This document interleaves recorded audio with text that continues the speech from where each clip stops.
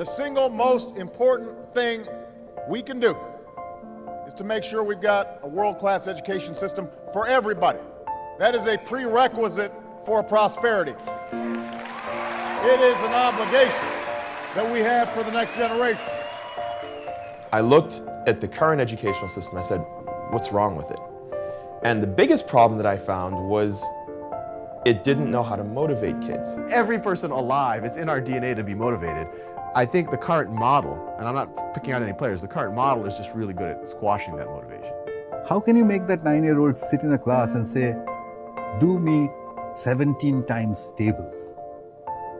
What for?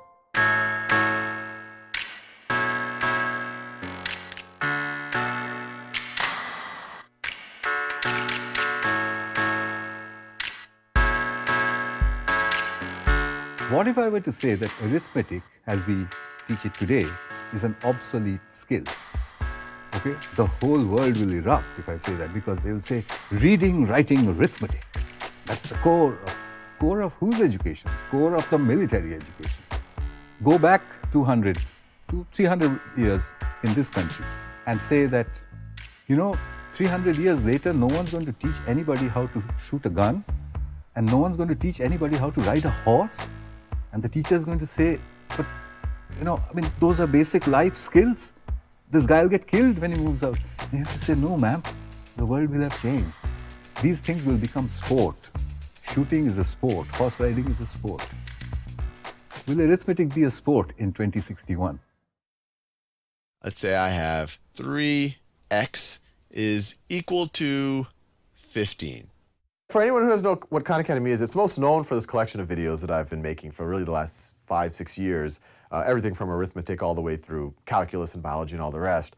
It can be used for individual learners, or it can be used in the classroom so that every student can work at their own pace. My videos are definitely not the state of the current art, right? They're a few steps behind that. But I think that's the mistake that most of the education technology has been going in, is that they just want to take what's already there in the current existing model and just use the latest technology to make in their mind, a more refined version of that same thing. But they're not changing the content fundamentally.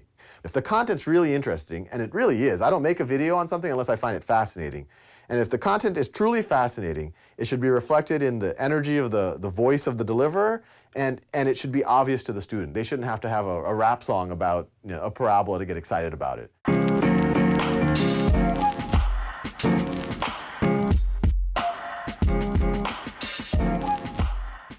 Video games are actually among the most powerful learning tools that have ever been created. Because if you look at a child, when they first pick up a video game, they'll start and they'll play for 5 minutes, and then they'll fail. Pick themselves up, start again, play for 10 minutes. They fail. And they will do this 500 times before they finally succeed and master the video game. Learning things all along the way, completely self-motivated. And while I don't always endorse the notion of instant gratification, I certainly endorse the notion of relevance. In education, we provide problems separate from the relevance or the context in which they need to be used. That's one of the reasons why students are so disengaged. In the video game world, it's all about exploration. You solve a problem when you bump into it, and in fact, that provides the relevance for solving the problem.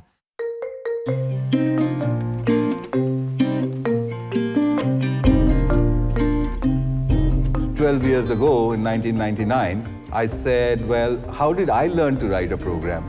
Nobody taught me. How do children learn to use computers? Nobody seems to be actually teaching them.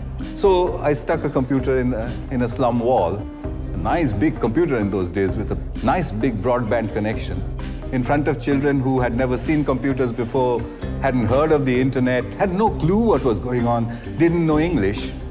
And they started browsing in about 5 or 6 hours' time.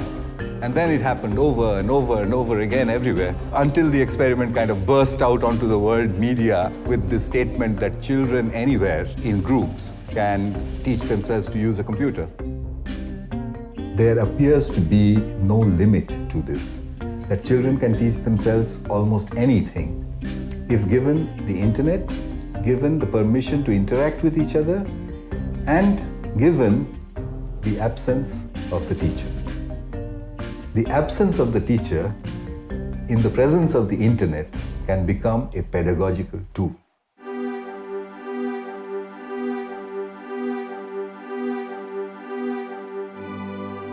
In order for educational technology to be successful in the classroom, we're going to have to marry the ecosystem of the way technology works with the ecosystem of the classroom itself.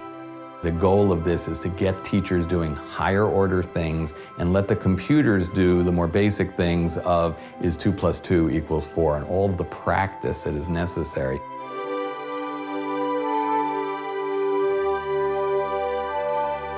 We want technology that helps us create an environment where students are active and engaged, not just in memorizing facts, but in working with faculty to really create knowledge.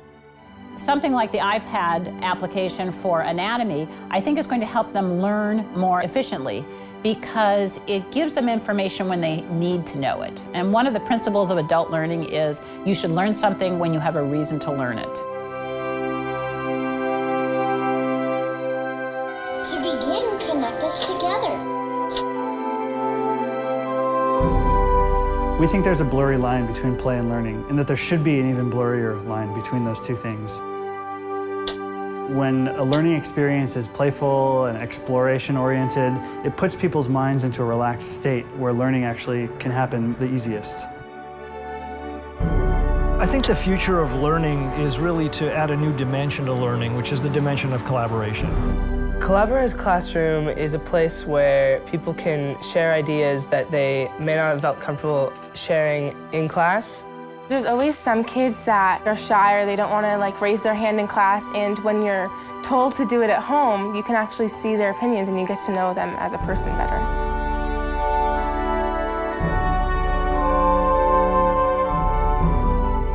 Scientists recently told the world that Pluto is not a planet anymore. But it's going to take literally a decade to remove that fact from the United States' science textbooks. With Connections, because anyone is able to improve on the materials and keep things up to date, we can make that change in 10 minutes rather than 10 years.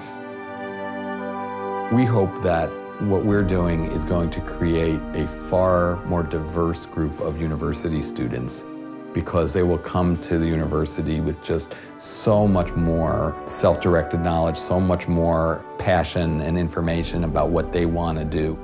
That's the future. Everyone in the education space, is like, does it work? Prove it, this, that, and the other. And they wanted you to go and prove it before you even put it out there. Why would schools be so rigid if they didn't need to be rigid? But when did they need to be rigid? If we look at history, the answer stares at us. Education as we know it came from war. I don't know if it's purely an industrial age type of thing, if it's a Victorian era, the educated learn to suppress, that suppression of natural instincts is part of becoming part of society. The Victorians, the amazing Victorians, produced an education system which would make us photocopies of each other. Being quiet and being submissive, I think that's frankly the only thing that's taught right now, is how do you be submissive? How do you sit patiently and be disengaged for an hour and take it? How do you motivate a kid? How do you keep a kid engaged? How do you keep them interested? That is all psychology. When the gamers went and they created the best video games that ever existed, they didn't sit down and say, hey, what is the cognitive science behind this? They didn't do that. They just did it. They created it. And now all the cognitive scientists are coming back and saying, what did you do? Because that's actually one of the most motivating, engaging media we've ever seen. And the video game programmers all said, I just created something that I would want to play. A sober prediction might be that nothing will take place in the next 40 years, despite the fact that we now have gone from a PC to an iPad. We, the education innovators in the education industry, need a win.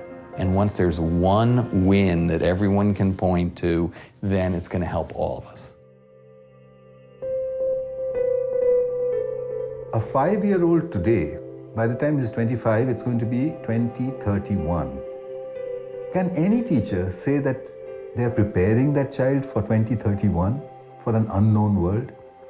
But I believe that I can make a curriculum for that teacher. And that curriculum needs to have only 3 things in it. Reading comprehension is the most critical skill at this point in time for a generation that's going to read off screens for the rest of their lives. Information search and retrieval skills. If people know what are keywords, follow a link or not, it's a key skill. If arithmetic is an outdated skill, this is the skill that will replace it. And finally, if a child knows how to read, if a child knows how to search for information, how do we teach them how to believe? See, in our adult heads, each one of us has a little mechanism. It comes from different places. You and I have different mechanisms of how to believe. Sometimes we say, this is obvious. Sometimes you say, because so-and-so told me. Sometimes you say, this is rubbish. What's that machine inside? How early in a child's life can we put that in there? If we can do it really, really early, then we would have armed that child against doctrine. And I don't mean only religious doctrine. I mean doctrine in all its forms. I think our job as educators, the biggest job in today's information-saturated world, is to give the child an armor against doctrine. Just as in another generation we used to teach the child how to fight with a sword and how to ride a horse.